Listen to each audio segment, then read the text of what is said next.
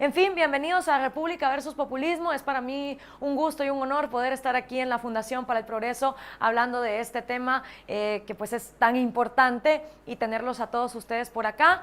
Si alguien es fan de las redes sociales y usa su Facebook y su Twitter, los invito a utilizar el hashtag #RepVersusPop, que significa República versus Populismo, en caso haya algo que les guste de esta conferencia, una frase, una idea, una imagen que haya hecho impacto en su mente, pues los invito a utilizar este hashtag porque así yo después ingreso para ver qué es lo que más gusta y poder entonces ir perfeccionando mi conferencia. Como estaba diciendo hace un instante en el videito que acabo de subir, pues le mandamos un saludo a todas las personas que se están conectando vía live stream desde todos los rincones de América Latina, y también los invitamos a que envíen sus preguntas a través del hashtag #RepVersusPop, a que sigan en Twitter a la Fundación para el Progreso como @FPP y también en Facebook como @FPP, una fundación que está tratando de esparcir las ideas liberales desde la manera más linda que puede existir, que es como una filosofía de vida. Así que arrancamos. Como esta es una conferencia que estoy dando en América Latina, yo arranqué esta gira el pasado 6 de abril en Brasil, luego pasé a Argentina, ahora estoy por acá. Pues es obvio que si vamos a hablar de Latinoamérica hay que empezar por un punto en común, y ese punto en común que todos tenemos es España. A nosotros nos cuentan en la escuela que cuando vino España al Nuevo Mundo, nos trajo la cultura occidental, the Western Way of Life. Y esa cultura occidental es una composición de los principios grecorromanos y una tradición judeocristiana de valores como libertad, individualismo, derechos, propiedad privada, institucionalidad. Pero ¿saben qué? Yo no estoy de acuerdo con eso. Yo no creo que España nos trajo el mundo occidental. Y José Ortega y Gasset, autor de un libro que se llama El hombre masa, escribió otro libro que no es tan conocido, pero es igual de importante, que se llama La España invertebrada, la España sin vértebras. Y lo que hace José Ortega y Gasset en ese libro es analizar la España del siglo XIV y siglo XV, que fue la España que nos conquistó. Y lo que se da cuenta Ortega y Gasset es que no había cultura occidental establecida en España. Por lo tanto, España no nos pudo dar lo que España nunca tuvo. España era un desastre feudal, un desorden entre imperios que estaban tratando de acomodarse. No era un lugar donde estaba creciendo la libertad, ni la individualidad, ni los derechos a la propiedad privada. De hecho, la España que nos conquistó acababa de expulsar a los moros, que llevaban 8 siglos de estar ahí, y estaban todos los reinos peleando uno contra los otros, hasta que finalmente Castilla y Aragón ganaron la batalla. Y no me malinterpreten, yo amo a los españoles. De hecho, viví con 4 españoles de diferentes partes de la península cuando estudié en Bélgica y fueron mi segunda familia. Entre otras cosas, me enseñaron a cocinar cuando yo derretía el hielo. Así que no me malinterpreten, pero creo que es importante que en América Latina entendamos a la perfección de dónde venimos y qué es realmente lo que ha pasado en el continente. Porque muchas veces nos cuentan cosas que se vuelven mitos, que se vuelven leyendas, que se tergiversan, y ya no volvemos a regresar a entender los procesos. Y si no entendemos los procesos, va a ser muy difícil que podamos cambiar nuestro futuro. Otro mito que nos cuentan es que las civilizaciones precolombinas, los aztecas, los incas y los mayas, que llevaban 500 años de extinción cuando España vino, eran civilizaciones pacíficas que vivían tomados de la mano, bailando cumbayá sin ningún problema. Y esta es otra gran mentira. Las civilizaciones precolombinas eran elitistas, eran clasistas, eran esclavistas y eran discriminadoras económicamente. Para ponerles un ejemplo, los aztecas tenían prohibido que sus clases más bajas fueran dueños de ciertos animales o que vistieran ciertos colores de ropa. La gente en América Latina ya estaba acostumbrada a ser aplastada. Por eso fue fácil para Hernán Cortés volarle la cabeza a Moctezuma y ponerse él, porque la gente ya estaba acostumbrada a eso. Entonces, en lugar de que nos trasplantaran este tipo de principios, vivimos abusos. Abusos económicos, abusos culturales y abusos sociales. Luego hay otro autor que se llama Álvaro Vargas Llosa, hijo de Mario Vargas Llosa, y a diferencia de su padre, pues no pasó por esa transición de izquierdas a derechas, sino ya tuvo las ideas un poquito más claras. Y escribió un libro que se llama Rumbo a la Libertad. ¿Por qué la izquierda y el neoliberalismo fracasan en América Latina? Y en esta obsesión de Álvaro, que hemos tenido muchos en este continente de entender por qué hay pobreza, él se va a la historia para descubrir que hemos sido aplastados por 5 principios de opresión. Y estos principios de opresión han sido, como yo he dicho, como aquellas películas viejas de Bruce Willis, duros de matar, porque han sobrevivido todas las épocas económicas y sociales de América Latina, desde la América precolombina hasta el siglo XX, que fue llamado el siglo del pueblo. En 1910, por el pueblo, México hace una revolución. En 1930, por el pueblo, surge el APRA en Perú. En 1959, por el pueblo, Fidel Castro se pone en el poder. Y de ahí, un chorro de guerrillas marxistas que trataron de, por el pueblo, hacer una diferencia en la región. Y resulta que entró el siglo XXI y el pueblo sigue igual o peor. Entonces, estos 5 principios de opresión que siguen vigentes hasta hoy son corporativismo, mercantilismo estatal, privilegio, transferencia de riqueza y ley politizada. El primero, corporativismo. El corporativismo es una noción donde el Estado tiene una visión corporativa de la sociedad. Las leyes y las autoridades no se dirigen a individuos, sino a grupos. En América Latina aprendimos que como personas no valemos nada y como individuos menos, que si queríamos tener derechos, lo que teníamos que hacer era unirnos a un club. Y dependiendo del club en el que estuviéramos metidos, el Estado nos trataba mejor o nos trataba peor. Por eso, durante toda la época colonial surgieron gremios. Gremios de industriales, gremios de artesanos, gremios de comerciantes, de agricultores, sindicatos. Y si no, pues también estaba la iglesia o el ejército para volverte parte de un club y ejercer presión. Dependiendo de qué tan buenos conectes tenías o de qué tan fuerte era tu lucha, mejor te iba con el Estado. Esta visión corporativa de la sociedad anula la potestad del individuo de valer por sí mismo y yo considero que es una de las causas psicológicas de que el latinoamericano siempre piensa, ¿qué dirá la sociedad de mí? ¿Qué pensarán de mí? Y entonces el individuo tiene pánico a ser sí mismo porque antes tiene que pertenecer. Aparte, esto logró que los derechos de propiedad privada fueran dados a concesión.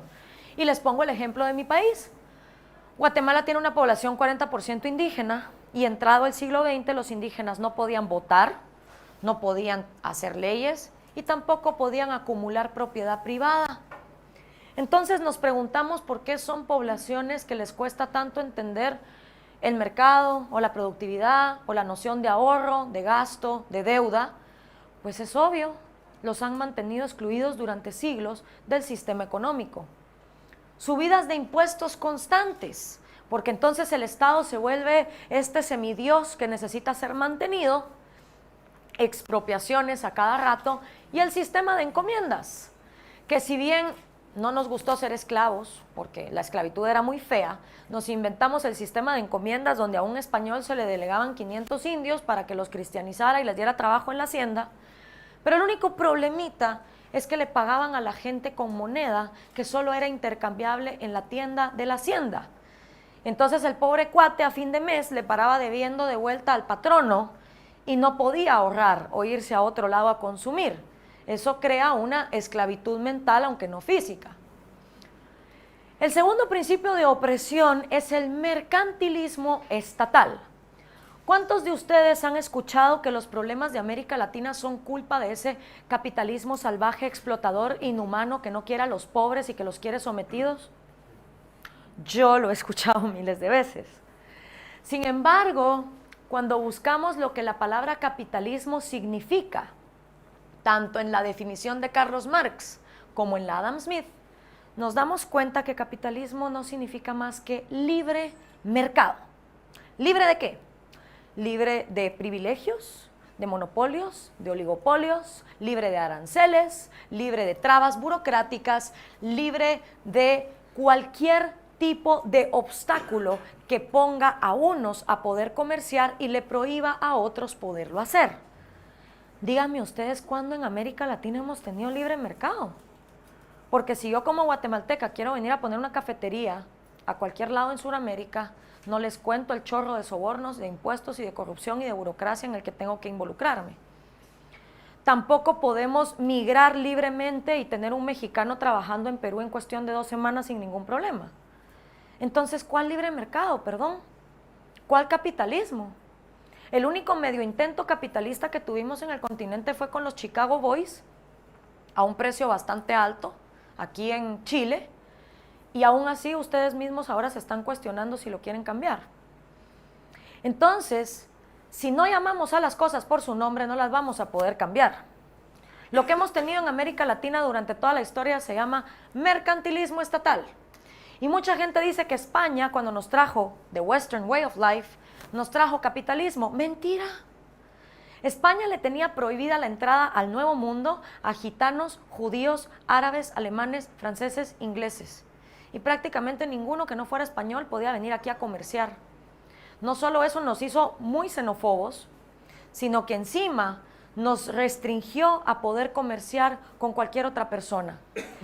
Todo el comercio que salía y entraba de las Indias era regulado en una oficinita en Sevilla, cerca del puerto de Cádiz, que se llamaba el Consejo de las Indias. Entonces vuelvo y pregunto, ¿cuál capitalismo? ¿Cuál libre mercado? Más de 1 millón de normas fueron decretadas para regular el comercio. 1 millón de normas durante los 3 siglos de vida colonial, cuando el 80% de la población no sabía leer ni escribir. El siguiente signo de opresión es el privilegio. Esto que está aquí es el mural de Diego Rivera sobre la revolución que está puesto en uno de los palacios de gobierno del Distrito Federal.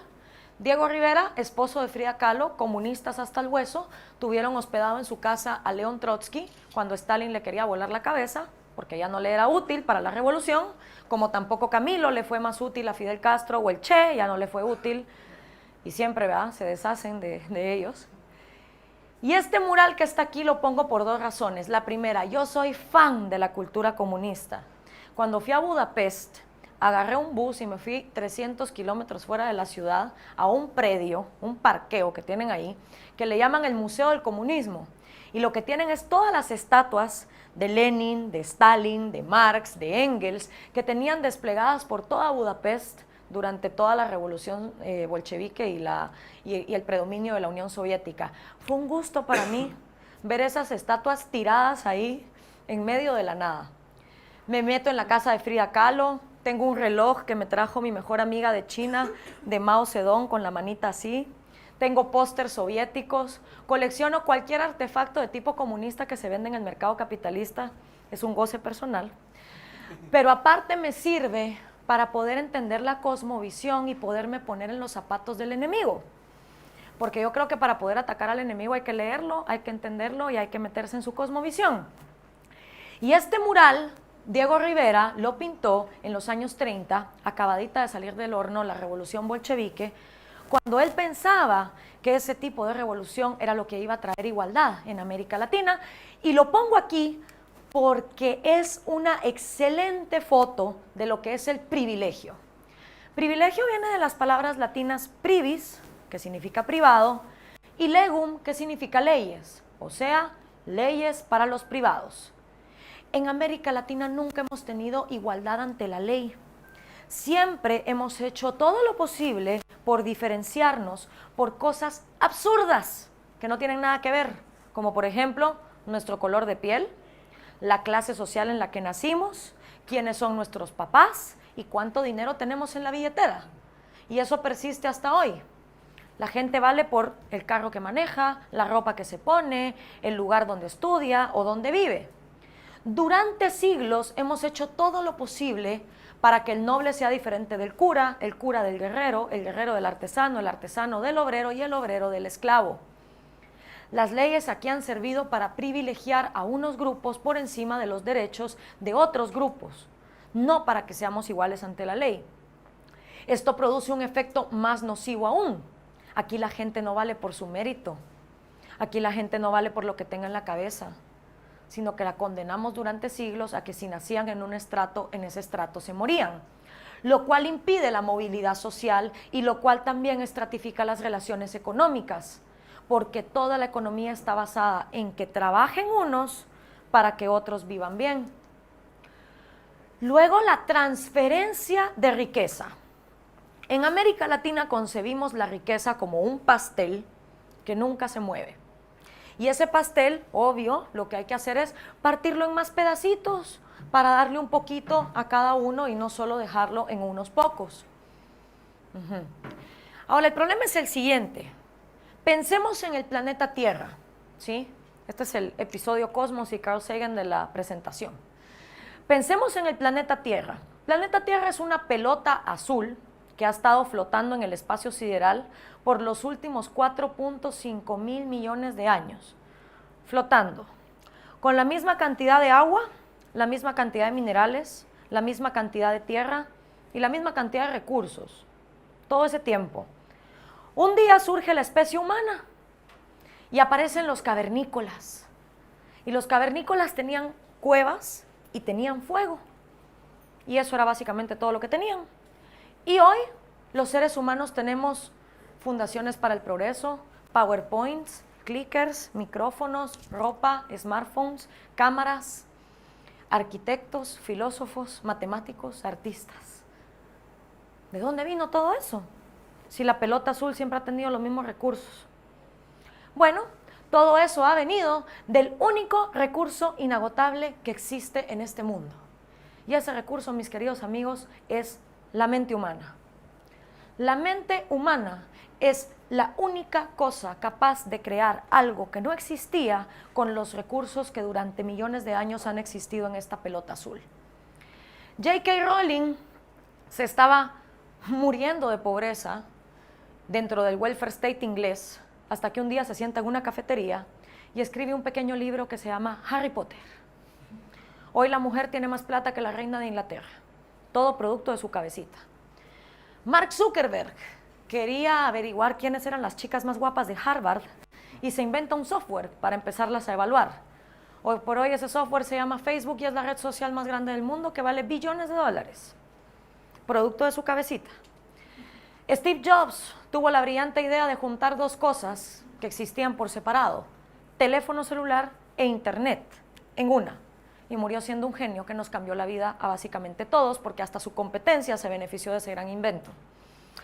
Entonces, los ejemplos son vastos de que la riqueza se crea, no se transfiere. Se crea con la cabeza. Pero para tener una cabeza capaz de crear, esa cabeza hay que nutrirla desde la niñez.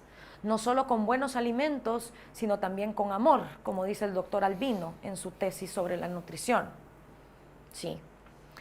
Pero en América Latina no.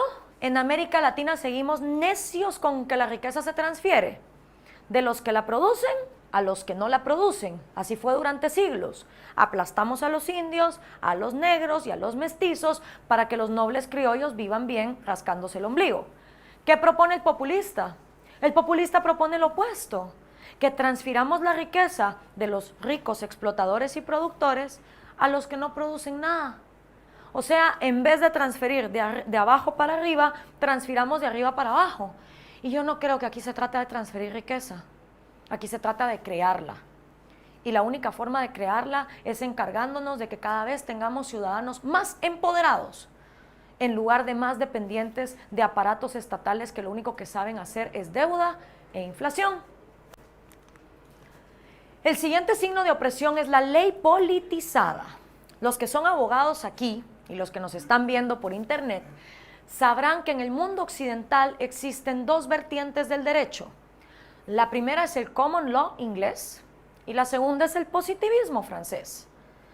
La diferencia básica entre estos dos es que el common law inglés concibe que el juez es un tipo sensato, que el tipo es racional, lo suficientemente racional como para poder discernir el bien del mal en cada caso que se le presente y tomar unas decisiones que se van acomodando, derecho consuetudinario se llama eso. El positivismo francés no.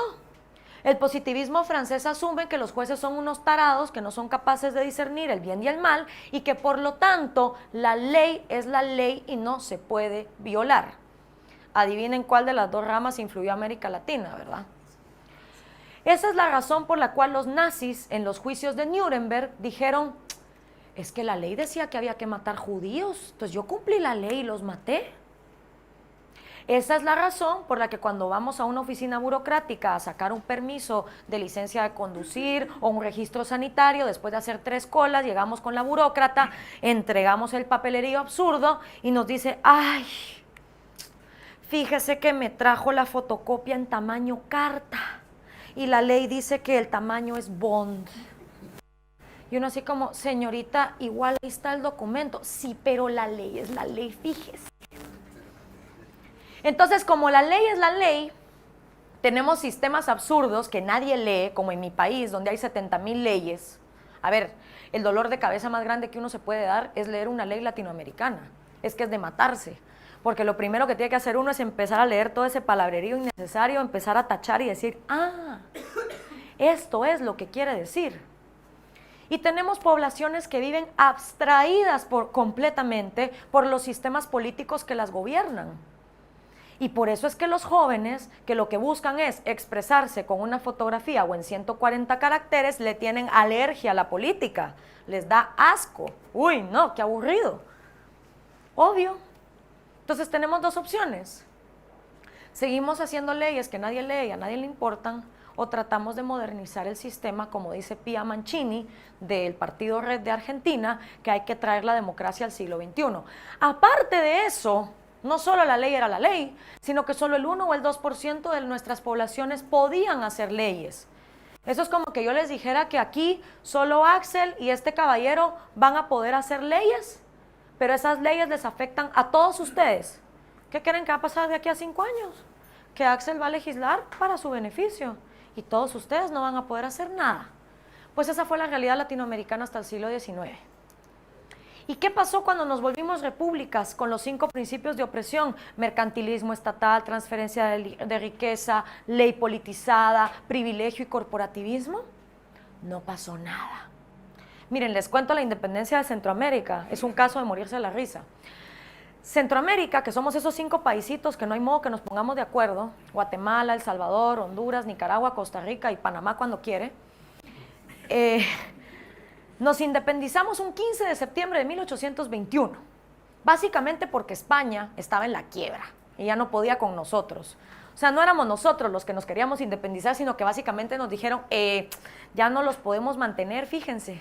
Entonces eso es como que un papá le abra la puerta de la casa a los niños y les diga, niños, me quedé sin trabajo, así que vayan a la calle y búsquense la vida. Y uno como niño, los 5 niños centroamericanos fue como, pero papá, yo no me quiero ir, yo no sé vivir en república. Así nos independizamos. No solo eso, el acta de independencia de Centroamérica fue firmada en papel sellante del rey Fernando VII de España. Ni nuestro propio papel pudimos conseguir. Y lo hicimos bajo 3 condiciones. La primera condición, lealtad absoluta con la corona española. La segunda condición, la Iglesia Católica es la única que puede operar. Y la tercera condición, se preserva el status quo de diferentes códigos de leyes para diferentes grupos. Entonces seguimos manteniendo leyes para indios, leyes para esclavos, leyes para nobles, leyes para estos. No tuvimos chance de hacer repúblicas que realmente dejaran de existir en el papel y pasaran a la realidad. Con ese tipo de sistema, por lo tanto, nos volvimos repúblicas y seguimos acarreando lo que España nos había dejado. Ahora, si la ley no está para dar privilegios ni para discriminar a unos en favor de otros, ¿para qué está la ley? Mejor olvidémonos de todo esto, deshagamos el Estado y vivamos en anarquía, ¿o no? Pues hay un autor que a mí me gusta muchísimo, a mí me encantaría viajar en el tiempo, irle a pedir matrimonio, él se llama Federico Bastiat. Él vivió en Francia y fue un legislador que realmente fue un deslegislador, porque mientras él estuvo en el Parlamento en Francia, se encargó de quitar leyes para hacerle la vida más sencilla a la población en lugar de poner más leyes. Y él dice, La ley no tiene por misión regir nuestras conciencias, nuestras ideas, voluntades, instrucción, sentimientos, intercambios, dones o placeres. No, la ley no está para todo eso. La misión de la ley consiste en impedir que en todas esas materias los actos de unos aplasten o atropellen los derechos de los otros. O como dijeron los Beatles, live and let live. O como dijo Jesucristo, no le hagas a los demás lo que no quieres que te hagan. Para eso está la ley. Pero en América Latina no lo concebimos así.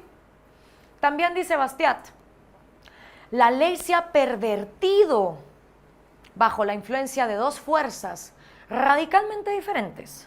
La primera, el egoísmo falto de inteligencia. Y la segunda, la falsa filantropía. Hay una verdad, mis queridos amigos, a la que todo ser humano debe llegar a concluir en paz de su corazón si es que no quiere vivir como un incongruente que cuando es joven es comunista y luego ya cuando tiene la riqueza es capitalista en la vejez.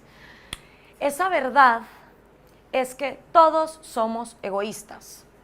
Todos y cada uno de los 7,000 millones de seres humanos que están corriendo por este mundo somos egoístas. Tenemos nuestros propios intereses, nuestras propias motivaciones y nuestros propios sueños. ¿Y eso está bien o está mal? No sé, pero es una realidad. Y no solo es una realidad humana, es una realidad de todo lo que está vivo. Pececitos, jirafas, elefantes, perros, gatos, aves, todo lo que vive es egoísta. ¿Por qué? Pues porque por alguna razón que aún no entendemos, la vida, desde que se concibe, quiere seguir viva, quiere sobrevivir, busca un refugio, caza animales, pero quiere sobrevivir. ¿Por qué? No sé, tal vez estamos esperando que los aliens vengan por nosotros, pero por alguna razón la vida quiere seguir viva y desde que existe hasta hoy, preserva ese deseo. Y para que cada individuo vivo tenga el deseo de seguir con vida, es necesario que sea egoísta. Es como un gen. Ahora, hay dos tipos de egoísmo. Está el egoísmo falto de inteligencia, que es el del que habla Bastiat, o egoísmo irracional, y está el egoísmo inteligente, o egoísmo racional. La diferencia básica es que los egoístas inteligentes o racionales entienden que su vida, su libertad y su propiedad privada tienen tanto derecho de existir como el del resto de vidas, de propiedades privadas y de libertades de los otros 7,000 millones de seres humanos que hay en el mundo. Los egoístas faltos de inteligencia o irracionales no lo ven así. Ellos creen que su vida, su libertad y su propiedad está por encima de todo el resto de la humanidad y por eso roban, asesinan, violan y matan. Cada uno de nosotros decidimos si vamos a ser egoístas, racionales o irracionales. Eso es problema de cada quien. Pero a mí me da risa cuando se paran los políticos en América Latina, y cuídense de esto, y dicen, yo no tengo intereses personales. Mi único interés es el pueblo, el bienestar del pueblo y nada más que el pueblo. O lo peor, cuando escuchamos a los latinoamericanos decir, necesitamos un hombre bueno, un hombre sin intereses, que no sea egoísta, que piense en el pueblo. Señores, a menos que estén esperando por un marciano, ese político nunca va a venir. Porque todos los seres humanos somos egoístas. Y se los digo yo, que soy de la poca gente en América Latina que antes de meterse a política la estudia en la universidad, que les juro que nunca me llevaron a una clínica, me sentaron en la sala de espera y haya salido una enfermera que me haya dicho, a ver, mija, ponga la mano. Listo, con esta inyección le vamos a extraer el gen egoísta. Listo, usted ya no tiene intereses personales, vaya, sea político. No, eso no pasa. Los políticos también somos egoístas. Y como otro ser humano tenemos la decisión de ser egoístas racionales o egoístas irracionales. Y la mayoría de nuestros políticos no pueden ver más allá de los 4 años que están en el gobierno porque lo único que les interesa es robar. Y digo yo, ¿para qué? Para luego vivir en casas blindadas con 18,000 guardaespaldas, con las metralletas, con los hijos amenazados de secuestro. Pero esa es la vida que les gusta. Con los Ferraris y las casas y toda la cosa y vivir asediados. Yo tengo un interés egoísta en hacer lo que estoy haciendo. Primero, porque 5 millones de latinoamericanos hasta la fecha han compartido el mensaje que yo di en Zaragoza el año pasado, lo cual, como le dijeron a Spider-Man, con un gran poder viene una gran responsabilidad. Y como yo llevo 10 años de hacer radio y me preparé para hacer política, en el momento en que eso pasó, yo dije, el trabajo ideal de mi vida, abrir conciencias y lograr que los latinoamericanos vean otra vía. Perfecto. Ese es mi primer interés egoísta. Y el segundo es que yo ya entendí que yo no puedo llegar a la política de Guatemala como hacen todos los políticos en Guatemala para robarle a un pueblo que es desnutrido, miserable, analfabeta, violento y con baja autoestima. Porque yo ya entendí que si yo le robo a un país como Guatemala, lo único que me estoy garantizando es que a mi hija, que todavía no tengo, la violen sexualmente, o que a mi hijo lo asesinen, o que a mi papá lo secuestren. Lo que los políticos en América Latina no han entendido es que el robo de hoy es la violencia del mañana. Y que vivir rico en un país de pobres no sirve de nada más que para asegurar tu muerte. Yo, en cambio, tengo el interés egoísta de hacer política en mi país si es que algún día Guatemala está preparado para tener un presidente liberal, en donde yo pueda poner leyes para que todo el mundo se enriquezca, para que yo pueda caminar desde la zona 1 hasta la zona 14, que es una vía recta, que no puedes caminar ni 3 cuadras sin que alguien te ponga una pistola y te diga el celular o la muerte, y poder hacerlo. Yo ya me cansé de vivir en un país que es un paraíso tropical, es una cosa hermosa, pero donde estás rodeado de narcos, de pandilleros, de niños desnutridos, de padres que no les importa la gente que traiga al mundo. Yo ya me harté de vivir en un lugar así. Yo quiero vivir en un país donde yo esté rodeada de publicistas, de arquitectos, de músicos, de artistas, de empresarios, de biólogos, de ecologistas, donde cada joven se sienta capaz de construir su propia riqueza. Porque en un país donde todo el mundo construye su propia riqueza, todos los demás se dejan en paz. Y entonces yo también puedo hacer mi propia riqueza sin necesidad de robarle a un pueblo. Pero vayan a ver ustedes cuántos políticos piensan así. Y cuánta gente en Latinoamérica está esperando un político que sea un egoísta racional. Y lo segundo es la falsa filantropía, porque como obvio nos enseñan que pensar en nosotros mismos está mal, entonces disfrazamos todo lo que hacemos por el pueblo. Y es mentira, no lo están haciendo por el pueblo. ¿Ustedes creen que Thomas Alva Edison probó 92 veces que un foco encendiera para que hoy nosotros tuviéramos electricidad en esta sala? No, lo hizo porque era su gusto y gana, y con eso benefició a la humanidad, como la mayoría de accidentes. Este es el credo del Movimiento Cívico Nacional, donde yo trabajo, que nació con el objetivo de suplir una necesidad que los partidos en mi país no suplen, que es elevar el nivel intelectual de los ciudadanos. Nosotros existimos, respiramos y nos movemos para rescatar la república de nuestro país, y creemos en Guatemala como una república donde se respete el Estado de Derecho, una Guatemala donde todos los ciudadanos seamos libres e iguales ante la ley, una república sin divisiones, pero sin privilegios tampoco. Creemos en la libertad como el ideal máximo, el respeto a la propiedad privada, la economía de mercado y la protección a la vida como condiciones esenciales para el ejercicio de nuestros derechos. Creemos en la separación de poderes, la elección democrática y en la participación de todos para rescatar la clase política de nuestro país. Y en ese contexto, nosotros en el movimiento cívico hemos hecho una extensa investigación acerca de cuál es el verdadero problema que está atacando a América Latina, y nos dimos cuenta que primero el debate de izquierdas y derechas ya está agotado. Cualquier izquierdista intelectualmente honesto, hasta Eduardo Galeano, por Dios santo, se arrepintió de escribir las venas abiertas de América Latina, que mi mejor amiga le llama las piernas abiertas de América Latina. Pero cualquier izquierdista intelectualmente honesto reconoce que la única forma de salir de la pobreza es a través de la creación de empleo. Y cualquier derechista que ingrese al siglo XXI va a tener que aceptar que ellos no son la autoridad moral del universo y que cada quien decide sus principios morales. Entonces el debate de izquierdas y derechas como que ya está gastado. Y nosotros decidimos mejor hablar de república versus populismo. Porque la república busca el diálogo, busca que en un país todas las expresiones sean válidas, que aunque yo no esté de acuerdo con los comunistas, exista un partido comunista si les da la gana. Solo les pido que no quieran vivir del dinero de los demás, ¿va? Ese es el pequeño detalle. La república busca que haya equilibrio de poder, sobre todo del poder más abandonado que tenemos en América Latina, que es el poder judicial. Y es por esa misma falta de justicia que mucha gente recurre al populismo. La república busca la meritocracia, no la dinerocracia. Miren, yo soy mujer, pero yo estoy en contra de las cuotas para mujeres, para jóvenes, para homosexuales, para indígenas, para paralíticos y para quien sea. A mí, honestamente, el aparato reproductor sexual de alguien, su edad, su etnia o sus preferencias no me interesan a la hora de elegirlo para un cargo público. Yo lo que quiero saber es qué tiene en la cabeza. El paquete fisiológico en el que venga envuelto, me da igual. Lo que hay que empezar a valorar en América Latina es el mérito, independientemente de quién lo tenga. Ciudadanos empoderados, ciudadanos que se involucran, que vigilan. La república no está para manipular masas, ni para gobernar gente que no se gobierna a sí misma.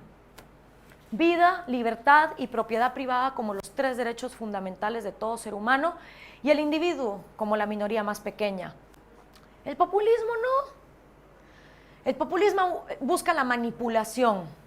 Todos, sin excepción, todos los políticos que están gobernando en sistemas populistas en América Latina tienen en este momento contratados a más de 500 jóvenes en call centers que desde la mañana hasta la noche están en Facebook, en Twitter, en Instagram y en Internet denigrando, insultando, humillando y haciendo uso de falacias ad hominem, por mayoría, de misericordia, de generalización.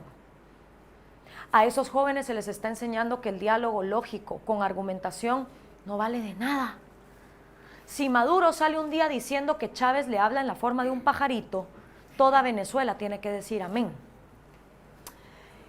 El populismo no tiene racionalidad, la corrupción es permitidísima y no hay institucionalidad tampoco. Ahora, el populismo siempre ha existido.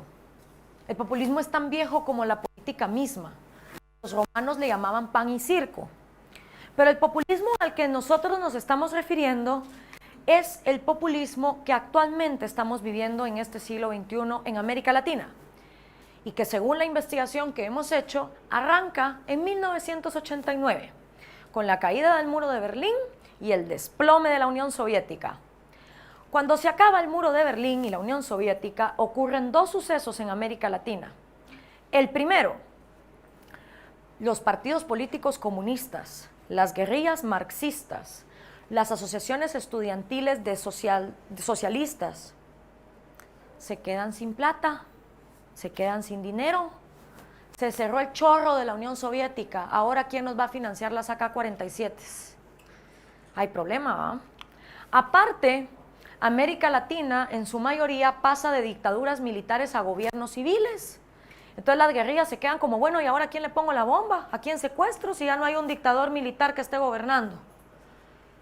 Y en esta confusión, agarran un avión y se van a Sao Paulo, Brasil. Y celebran una cosa que se llamó el Foro de Sao Paulo. Y en el Foro de Sao Paulo empiezan a pensar, ¿cómo vamos a llegar al poder? Camaradas, porque ya no hay Unión Soviética, ya no se vale hacer guerrillas, vamos a tener que jugar un nuevo juego. Y ese nuevo juego se llama democracia. ¿Y en qué consiste? Pues camaradas, ese juego consiste en convencer a la población que vote por nosotros. ¿Y cómo lo convencemos? Pues bien fácil. Agarramos el manifiesto comunista de Marx, agarramos esa división de proletario y explotador, le metemos ahí un poco de trópico, agarramos a Hugo, que es tan buen orador, y entonces empezamos a utilizar el populismo para jugar a la democracia. La segunda cosa que pasa en América Latina con la caída del muro de Berlín es que los nuevos presidentes de derecha y civiles que fueron electos agarran otro avión, pero estos se van a Washington, D.C. Y en Washington, D.C. celebran una cosa que se llamó el Consenso de Washington. Y en ese consenso, todos los presidentes acabaditos de elegir levantan su mano derecha a la altura del hombro y juran y perjuran que van a liberar el mercado, y que lo van a privatizar en sus países, del desastre que fue la CEPAL 30 años antes, que nos dijo, sustituyan importaciones, y después dijeron, ay no, verdad, nos confundimos, perdón, qué mal fue eso. Pues entonces los presidentes de derecha se comprometen a liberar la economía, regresan a sus países y privatizan, vaya si no. Privatizan telefonías, hidroeléctricas, ferrocarriles, aerolíneas, correos, recursos naturales, de todo, pero no liberalizan. En lugar de hacer accionistas a los trabajadores de esa empresa, los privatizan en calidad de monopolios y oligopolios que le dan a sus cuñados, amigos, primos, compañeros de colegio, compañeros del partido, colegas. Pero en el imaginario del latinoamericano, que nunca entiende su historia, porque la historia lo va atropellando antes de que él entienda qué está pasando, el capitalismo fracasó, el neoliberalismo es un desastre. Acuérdense que veníamos de un mundo donde Ronald Reagan y Margaret Thatcher eran los chicos de la cuadra, y el capitalismo había triunfado. Y en el imaginario del latinoamericano lo que hubo aquí fue capitalismo y libre mercado, cuando realmente no fue eso lo que hubo. Hubo más mercantilismo estatal. Pero eso sirvió para que Hugo Chávez se levantara un día en 1998 y dijera, el capitalismo imperialista yanqui nos tiene como nos tiene, la vía es el socialismo del siglo XXI. Y detrás de él, Fidel feliz, porque finalmente tuvo un hijo pródigo al cual pasarle la estafeta de las Olimpiadas comunistas para asegurarse que otra región del continente permaneciera en la miseria. Y luego vino Rafael Correa, Evo Morales, ahora Dilma Rousseff y Cristina Kirchner, Daniel Ortega, en mi país que nos está gobernando un exmilitar de derechas, igual de populista, en fin. Lo peor del caso es que los de derecha, cuando vieron que los de izquierda ganaban las elecciones con el populismo, se volvieron populistas también. Y hoy lo que tenemos es una competencia para ver quién es el mejor Santa Claus y quién reparte más cosas con dinero ajeno. ¿Y por qué la República? Pues miren, los griegos, que como no tenían smartphone, se ponían a filosofar, empezaron a pensar, ¿qué es el hombre? ¿De dónde viene? ¿A dónde va? ¿Y cuáles son sus derechos? Y los griegos llegaron a 3 conclusiones básicas. Todo ser humano tiene 3 derechos fundamentales: su vida, su propiedad privada y su libertad. La vida, pues bien fácil. Naces de tu mamacita, naces con vida, tienes derecho de que nadie te mate. Derecho a la vida. Al mismo tiempo que naces, naces con tus primeras cuerpo y mente.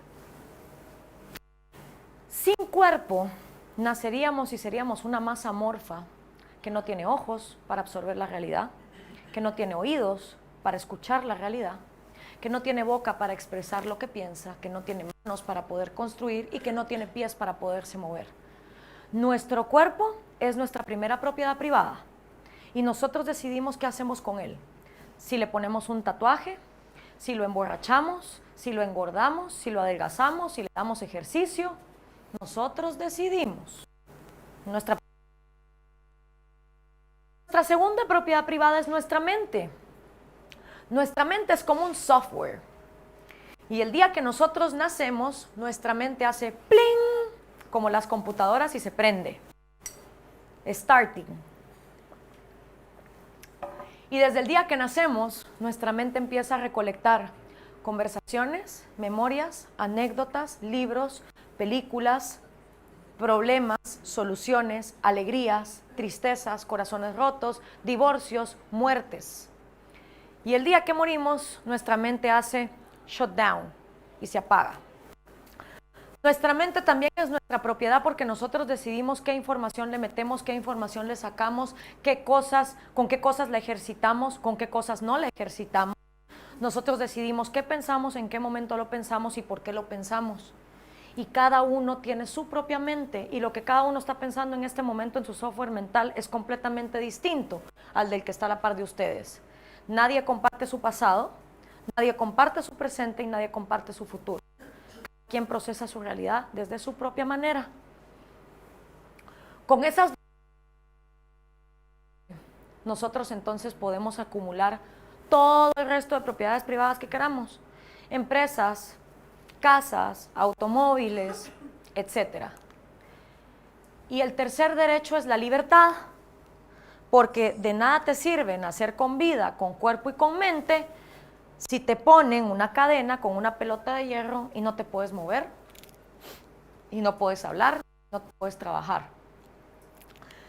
Libertad, propiedad privada, vida.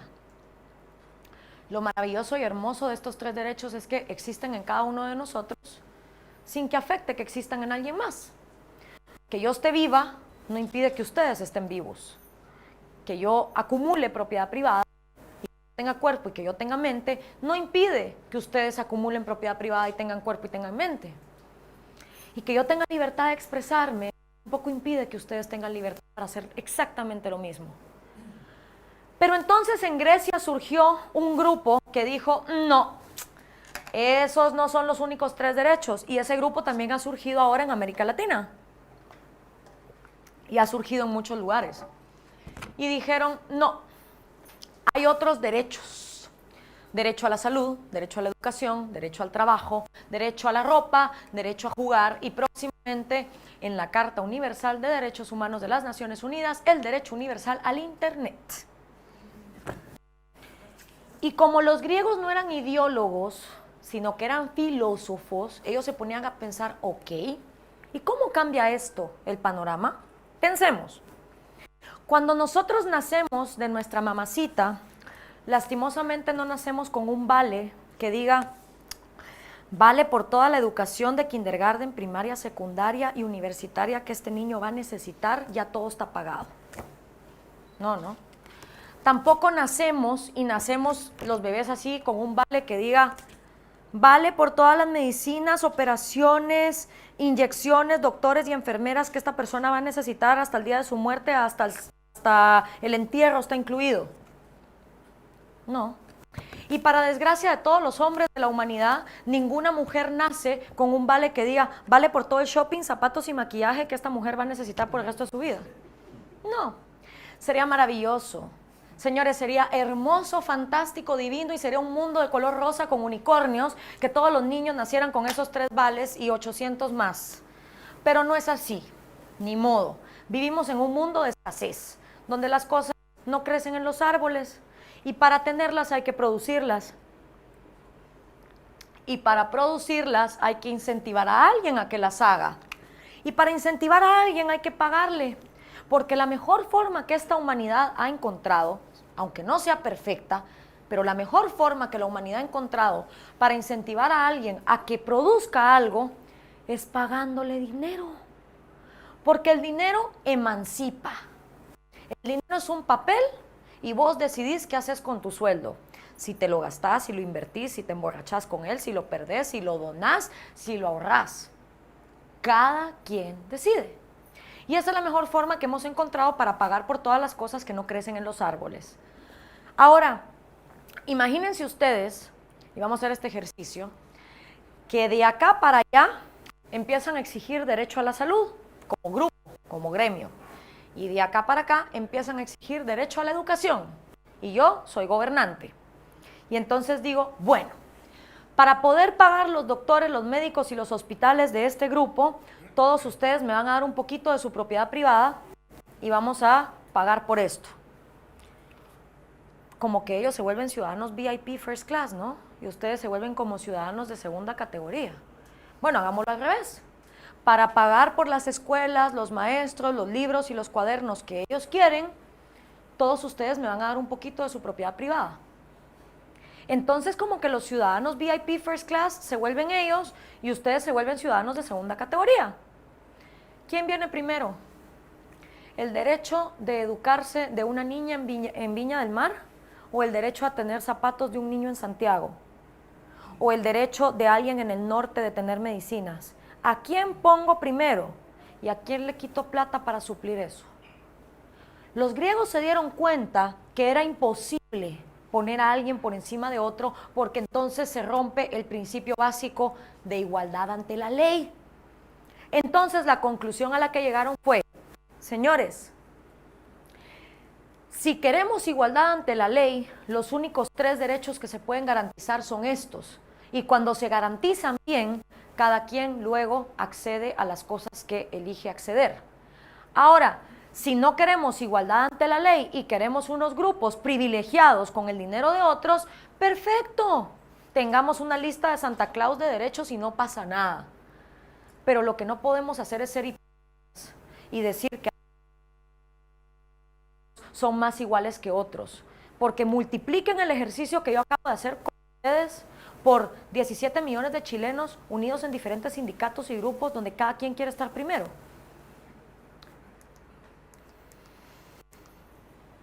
Otra cosa que los griegos vieron es que gobernar era bien difícil, porque cuando gobernaba uno, el desgraciado se volvía un dictador. Cuando gobernaba un grupo, se volvía una oligarquía que solo para ellos gobierna.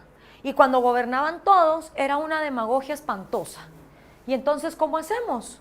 ¿Cómo aseguramos la libertad? ¿Cómo diseñamos un sistema? ¿Cómo combatimos la tiranía del poder? Esas son las preguntas que ellos se formularon y la conclusión maravillosa a la que llegaron fue, ¡tarán!, la República de Aristóteles. La de Aristóteles, porque la de Platón es un poco comunista, de una vez se los advierto.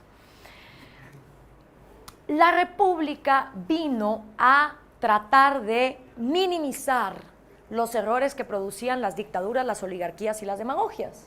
Y su principio es bien básico. Vamos a tener un líder que se va a llamar presidente, pero ese presidente no puede hacer lo que le dé la gana, no, porque va a haber un congreso, idealmente un congreso dividido en dos cámaras, un senado y una cámara de los comunes. En el senado deben estar los filósofos del país, los intelectuales, los Albert Einstein, los genios, los geeks, los científicos capaces de ver hacia un futuro más allá de lo evidente. Y en la cámara de los comunes debe estar representado el obrero, el artesano, el carpintero, el maestro, el comerciante, el mercader, la clase trabajadora. Y el objetivo del Congreso es que los filósofos intelectuales que ven más allá de lo evidente, no se les olvide que hay trabajadores que están viviendo en el hoy, y entonces esas dos partes dialogar, intercambiar ideas para decirle al presidente, hasta aquí tu límite.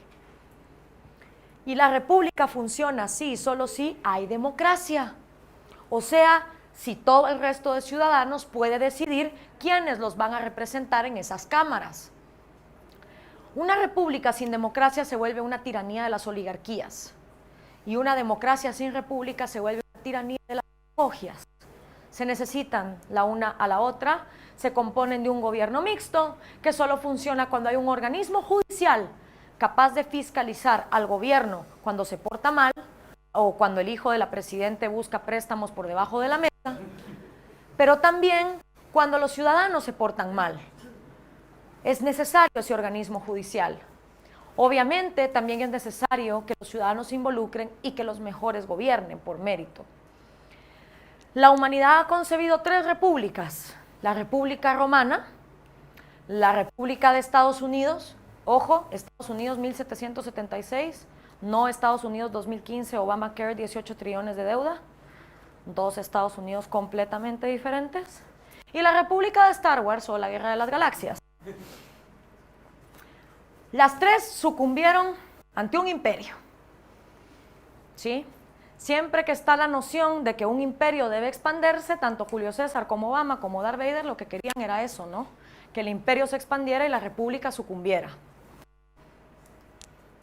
¿Y por qué el populismo es la antítesis de la república? El populista basa su dicotomía en dos conceptos: pueblo y antipueblo. El pueblo se vuelve sinónimo de gobierno, o sea, el que esté en contra del gobierno no es pueblo. Así dicen en Brasil ahorita con las protestas de la Vía Paulista. Nadie de los que está ahí es pueblo, pero son 2 millones de personas. Sí, pero ese no. Ah, ok. El pueblo representa el sumum de todas las virtudes en una sociedad. El pueblo es desinteresado, aunque venda su voto por una gallina. El pueblo es honrado. El pueblo es inocente de todos los males sabidos y por haber en una sociedad. Y el pueblo está dotado de un instinto político infalible. El pueblo nunca se equivoca con el idiota que elige. Y luego está el antipueblo. El antipueblo es la causa de todos los males habidos y por haber en una sociedad, incluidas erupciones de volcanes, maremotos, tsunamis y terremotos. Y casi siempre toma tres cuerpos. El populista casi siempre tiene tres enemigos. Uno anterior, que usualmente es el dictador militar de derechas. Uno interior, que usualmente es la parte productiva del país o los empresarios o las marcas. Y uno exterior, que casi siempre son los yanquis. También puede tomar cuerpos como la oligarquía y la monarquía. Cuando el populista habla, obviamente todo el mundo quiere ser pueblo, pues nadie quiere estar del lado del antipueblo. Pero yo pregunto, ¿quién es pueblo? ¿Dónde vive pueblo? ¿A qué huele pueblo? A mí me encantaría un día ir a la casa de pueblo y tocarle la puerta. ¿Está pueblo? Que saliera pueblo. Multiétnico y pluricultural. Y me dijera sí, y yo le dijera, pueblo, yo vengo a preguntarte porque estoy bien confundida. Todo el mundo habla en tu nombre, pueblo. Cristina Kirchner habla en tu nombre, Dilma Rousseff habla en tu nombre, Michelle Bachelet habla en tu nombre, Daniel Ortega habla en tu nombre, el Che Guevara hablaba en tu nombre, Fidel Castro habla en tu nombre, Adolfo Hitler, Joseph Stalin, Mao Zedong, todo el mundo habla en tu nombre, pueblo. Pero tú nunca te pronuncias, tú como que nunca nos dices qué es lo que realmente te importa. Y cada quien tiene su versión de lo que tú quieres.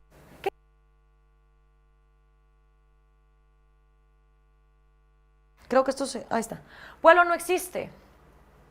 Pueblo no llora. Pueblo no siente. Pueblo no trabaja. Pueblo no tiene familia. Pueblo es una palabrota que la humanidad se ha inventado para concebir la vida en colectividad. Lo que existimos realmente somos individuos. Y por supuesto, cada vez que el populista habla, todo el mundo quiere ser pueblo, nadie quiere estar del lado de antipueblo, porque no solo eso significa pagar las cuentas, sino también cargar con un peso social que nadie quiere. Y sería todavía más fácil si los populistas nos mandaran a nuestra casa un listado y nos lo metiera Bachelet debajo de la puerta, 17 millones de chilenos, ¿no? Imagínense ustedes que mañana les llegara una lista partida por la mitad que dijera: de los 17 millones de chilenos, con nombre y número de identificación, esta mitad, 8.5, son pueblo. Y esta mitad, con nombre y número de identificación, son antipueblo. Al menos así uno llegaría a su casa, abre la lista y dice, ah, bueno, me tocó ser antipueblo, me jodí. Pero no, los populistas no nos hacen ese favor. Entonces nunca queda claro quién está de qué lado. Y eso produce odio entre la sociedad. Es el primer paso del manual del populista. Cuando uno infunde odio en la sociedad empieza a dejar de cooperar, empieza a dejar de dialogar, empieza a dejar de preocuparse por los árboles, los niños, los ancianos. Y entonces un día surge el populista y dice, yo Superman, me voy a encargar de todo. Y nosotros le decimos, sí, encárgate, es igual esta sociedad, yo no voy a trabajar por ella. Una vez hay odio en la sociedad y el populista gana las elecciones, el primer paso es eliminar del legislativo cualquier oposición, o sea, quitar a los científicos, filósofos del Senado y quitar la representación de los trabajadores y poner él a su gente o convencer a los diputados que ya están de que se transfuguen al partido que él quiere, como pasó en mi país, que en el 2012 votamos por un congreso y el partido minoritario de ese entonces hoy es el partido mayoritario porque logró convencer a todos dentro del congreso que se fueran con ellos. Absurdo, pero cierto. Comprar jueces para evitar juicios y castigos, porque obvio, si vas a empezar a robar y vas a empezar a hacer lo que te dé la gana con el dinero del pueblo, no puedes tener jueces que te estén fiscalizando. Y si no, pues hacemos como Cristina Kirchner con el caso Nisman. Lo cuarto es reformar la Constitución. ¿Para qué? A saber, pero reformémosla. ¿Por qué? Porque la que hay no sirve, porque solo beneficia a unos. ¿Y qué vamos a poner en su lugar? No sé. ¿Y qué artículos queremos reformar? Tampoco, pero reformémosla. Ok. Y una vez se abre esa caja de Pandora, empieza la reelección indefinida y los límites a la libertad de expresión, a la propiedad privada y a la prensa, que son los siguientes pasos. El tener una prensa con periodistas pagados para que digan lo que tú quieres que se diga. Por último, anular al individuo y a sus tres derechos en nombre de ese pueblo. Ay, volví a perder el silbato, es que le decían, va. A ver si anda por ahí. Sí. Por último, como estoy en un continente futbolero, yo hago una comparación entre república versus populismo, haciendo caso a pues, nuestra tradición futbolera para explicar que la república concibe al gobierno como un árbitro, ¿sí? Un árbitro que lo que tiene que estar haciendo es vigilando que la gente en la cancha esté ejerciendo sus 3 derechos individuales. No lo tengo aquí. Bueno, pues se lo imaginan. Sus 3 derechos individuales, ¿sí? El árbitro tiene que estar vigilando que los ciudadanos dentro de la cancha estén ejerciendo su derecho a la vida, a su propiedad, a su libertad, jugando al juego de la vida. Y el árbitro vigila. Y vigila porque nunca falta y siempre ha habido el jugador que se porta mal y le mete un codazo al derecho de propiedad privada a uno, le mete una patada al derecho de la vida de otro o empuja la propiedad privada de otro. Cuando el árbitro ve esa falta, lo que tiene que hacer es pitar y sacar de la cancha a ofensor y ofendido, llevarlos a juicio y decir, a ver usted, contra su propiedad, contra su libertad. Se escucha a ambas partes, se hace un juicio, se hace un castigo y se regresa a la víctima, a la cancha, para que el juego continúe y al culpable se le mete en la cárcel. Y continúa el juego. Según la República, el gobierno tiene esa función, la de ser árbitro de ciudadanos empoderados que estén musculosos como Cristiano Ronaldo o chaparritos como Lionel Messi, pero capaz de hacerse cargos de su propia vida. Empoderados. El populista no. El populista concibe que el gobierno debe ser árbitro, portero, delantero, defensa, pateador, goleador, el público sentado en el estadio, la seguridad que hay en el estadio, el dueño del estadio y todavía los que están afuera tratando de comprar entradas revendidas para ver el partido. Para el populista el gobierno lo es todo, porque concibe que los ciudadanos son tan tarados, tan miserables y tan ignorantes que no pueden solitos, necesitan de él para que los chinee. ¿Y cómo hace el populista para pasar de ser mero árbitro a hacerlo todo? Con el manual que les acabo de enseñar. Pasa a ser portero, delantero y jugador en el momento en que toma el legislativo. Pasa a ser los policías del estadio cuando toma el judicial y pasa a ser el público sentado en las gradas cuando agarra la libertad de prensa y coarta la libertad de expresión. Y pasa a ser el dueño del estadio cuando empieza a expropiar. Y un día el ciudadano camina en su estadio, ahora pintado de un color triste, porque me gusta también que aquí en la fundación hayan agarrado el color rojo, igual que en la Marroquín, que el fundador de mi universidad decía, hasta el color, le voy a quitar a esos desgraciados. Entonces voy a decir un color triste, por no decirle el rojo, y pregunta, ¿a qué hora pasó todo esto? Porque esto no pasa de un día para otro, mis amigos, esto es el efecto de la ranita en la olla con el agua. Poquito a poco hasta que se achicharra. Obviamente la gasolina del populismo es la corrupción. No es casualidad que Petróleos de Venezuela lleve desde el año 2003 sin entregar un solo estado financiero público. Nadie sabe cuánto dinero Venezuela le ha dado a Nicaragua, a Ecuador, a Bolivia, a Brasil incluso, cuánto pagó por la deuda externa de Argentina. Nadie sabe. Ese desorden en el gasto es necesario para que el populista se pueda mantener en el poder prometiendo cosas absurdas que supuestamente van a sacar a la gente de la pobreza y que realmente no lo hacen, la perpetúan en ella. ¿Y qué hay de las minorías? ¿Y por qué la República dice que la minoría más pequeña es el individuo? Pues miren, yo como ya se dieron cuenta, mi trabajo es poner la política en términos sencillos para ver si los jóvenes se despiertan y la hayan así bonita. Entonces un día me puse a pensar cómo le hago para hacer entenderle a la gente que la minoría más pequeña es el individuo y que si no respetamos al individuo no hay modo de sacar al pueblo adelante. Y me puse a pensar en Rubik, compatriota de mi abuelo el húngaro, y en su cubo de varios lados y con colorcitos. Y entonces se me ocurrió el Republics Cubo.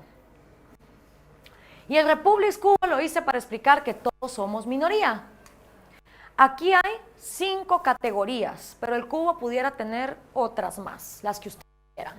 Aquí está sexualidad, creencia religiosa, música, ideología política y continente donde naciste. Si cada uno de ustedes busca su predilección en cada columna, lo que va a tener al final es una línea de colores única y especial de ustedes. Y se van a dar cuenta que todos en algo somos minoría.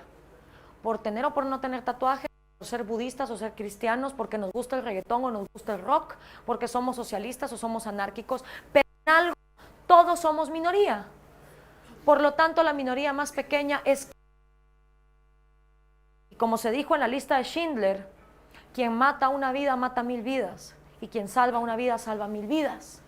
Y por lo tanto es una hipocresía de parte del populista decir que en nombre del pueblo vamos a pelear los derechos de un solo individuo. Así no vamos a llegar a ningún lado. Pero ya les hablé de fútbol, de política, de economía, de historia, de opresión. ¿Y saben qué? Lo peor que está haciendo el populismo no es nada de esas cosas.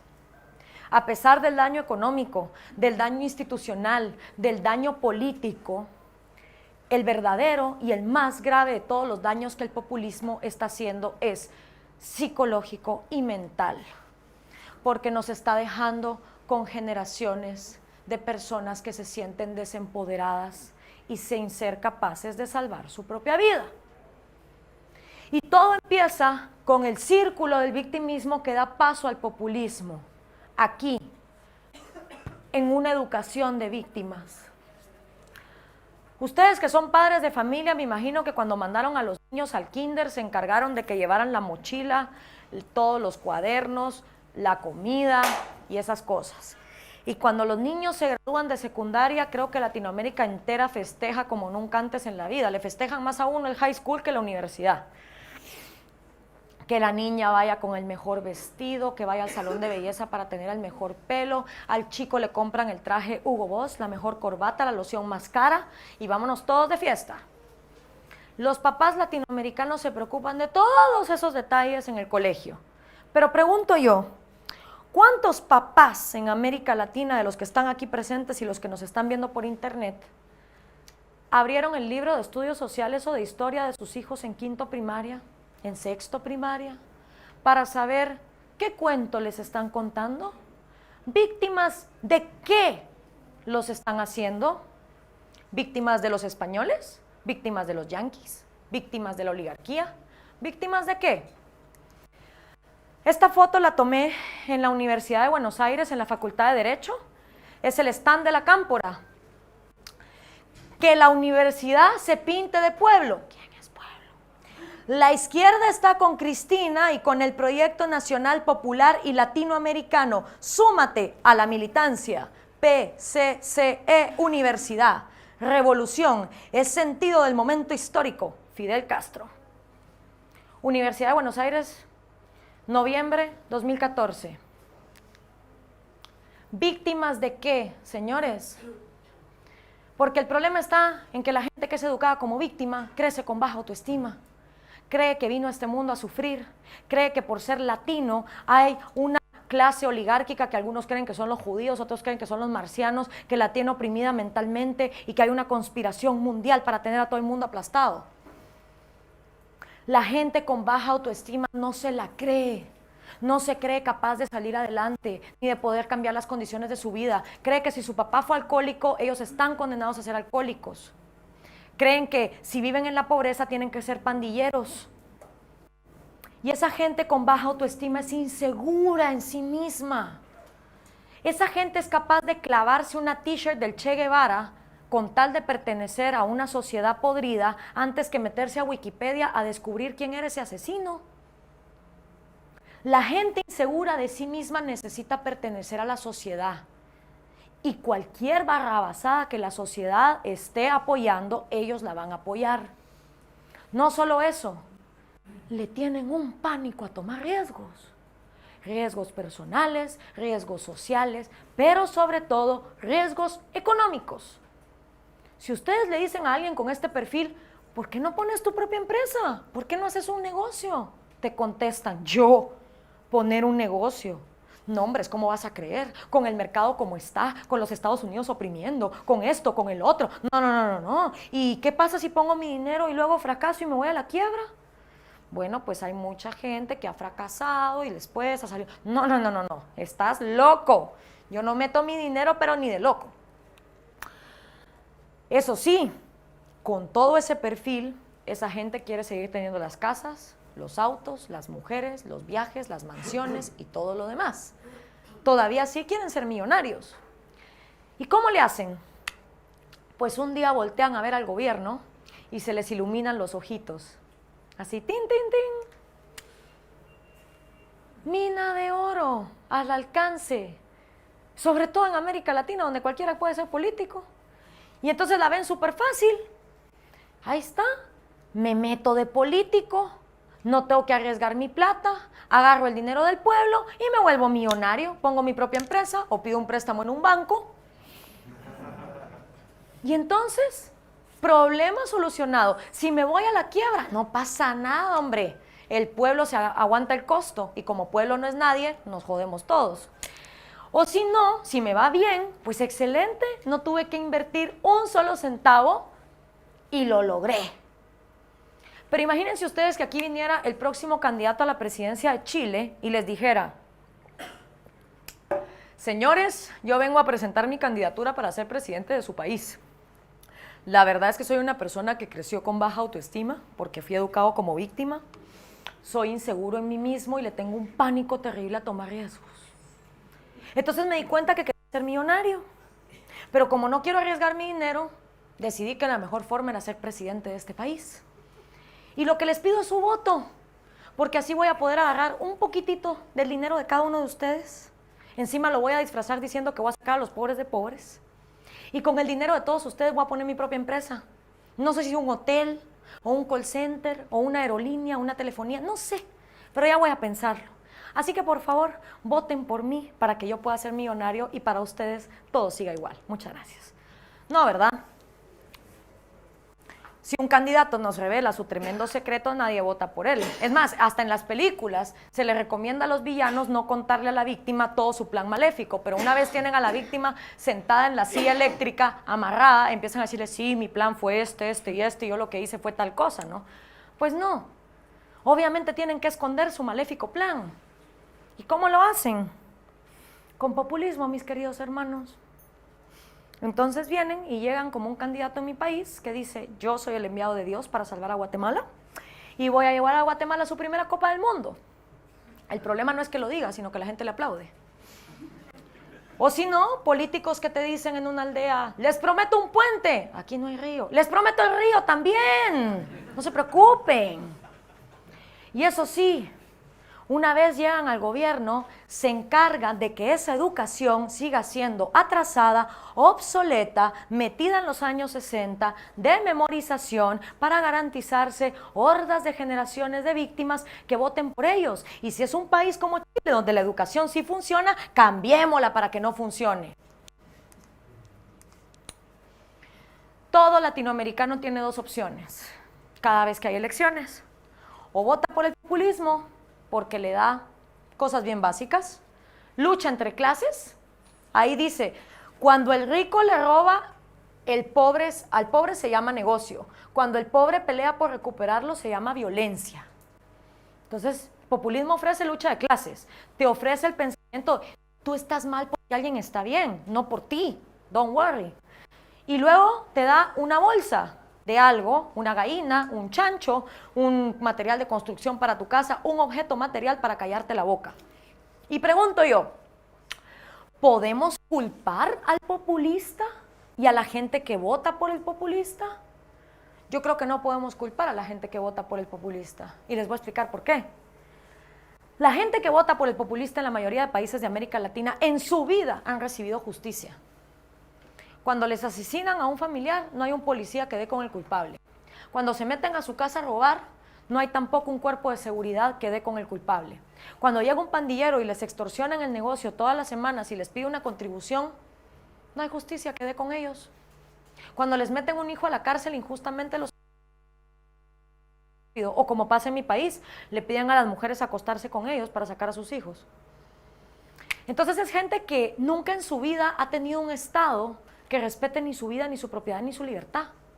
Es gente que se acostumbró a vivir sin Estado. Es más, es gente que no concibe que el Estado sirve para eso.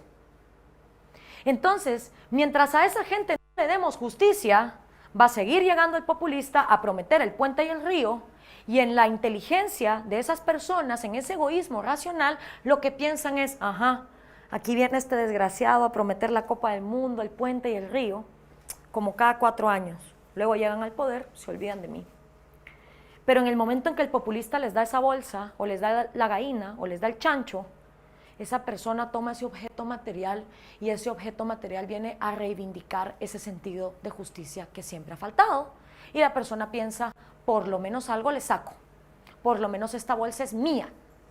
Y la gente se siente con un sentido falso de justicia satisfecho. Así que la única forma en la que vamos a lograr que esta gente vote por la República es garantizar justicia e igualdad ante la ley para todos y cada uno de los individuos. Porque a pesar de que existe una pirámide de Maslow que nos enseñan que si no tenemos comida en el estómago no nos vamos a poner a filosofar de política, yo conozco gente que a pesar de estar en la miseria y no tener dinero en la billetera, tienen muchísimo seso en la cabeza y son capaces de ver a largo plazo. Por eso tenemos tantos latinoamericanos yéndose de mojados a Estados Unidos para tratar de vivir en un país donde las instituciones funcionen y les den un futuro mejor. Entonces, no es verdad que el pobre no es capaz de pensar a largo plazo. Yo me rehúso a seguir masificando la pobreza, porque la pobreza está llena de individuos y hay muchos que lo que quieren es una oportunidad, no un regalo. Y la mejor oportunidad que podemos dar es la justicia, es la mejor de todas. Pero no solo hay que hablarle a la gente, hay también que contribuir a tener políticos que trabajen por ese ideal. Y por eso en el Movimiento Cívico Nacional nos inventamos un sistema que se llama La Cantera, que tiene 2 años de funcionar. La Cantera está abierta para cualquier guatemalteco mayor de 27 años con un título en algo. Entregan su hoja de vida, hacen una entrevista política, se les hace un detector de mentiras o polígrafo, entregan antecedentes judiciales, antecedentes penales, también pasan pruebas psicológicas, entregan cuentas bancarias, enseñan cuáles son sus empresas, sus casas, porque es más fácil saber lo que alguien tiene antes de ser político, para que cuando empiecen a aparecer los helicópteros o los yates, uno lo pueda detectar. Pasan también, sí les dije, pruebas psicológicas para medir su inteligencia emocional y al final se toma una decisión. 150 personas más o menos han hecho el proceso, solo 13 lo han aprobado. Esos 13 en Guatemala entraron a una maestría en políticas públicas con una beca. En esa maestría de políticas públicas aprenden a hacer un proyecto. Cada canterano tiene su proyecto. Unos es nutrición, otros es educación, otros es salud, otros es seguridad. El objetivo es decirle a los partidos de Guatemala, aquí hay gente con mérito comprobado y con un proyecto. Tómenlos, métanlos en sus filas para que sean parte del listado nacional al Congreso. Y así que empiecen a entrar congresistas honorables que rescaten la República. Mucha gente me dice, ¿y qué garantía tenés de que esta gente no se te pudra? Ninguna. Como dice mi jefe, el que quiera garantías que vaya a un banco. Pero al menos estamos haciendo algo diferente. Porque como decía Albert Einstein, locura es querer resultados diferentes haciendo lo mismo. Y en mi país, esta es la primera vez que se está intentando crear una clase política que al menos tenga un poquito de mérito comprobado. Puede que funcione, puede que no funcione, yo no soy dueña de las decisiones ajenas más que de las mías, pero por lo menos lo presento o lo presentamos como una alternativa. Por último, los quiero dejar con esta frase de Eduardo Enríquez, sobre todo porque hay mucha gente en Latinoamérica que me agarra de bola de cristal. ¿Cómo sacamos a Maduro? ¿Qué crees que va a pasar? ¿Vamos a tener populismo de aquí a 50 años, sí o no? Se los respondo con esto. Sí es posible construir la república soñada, cuando al fin rompamos los complejos de inferioridad que hasta ahora nos han mantenido atados a proyectos políticos mediocres.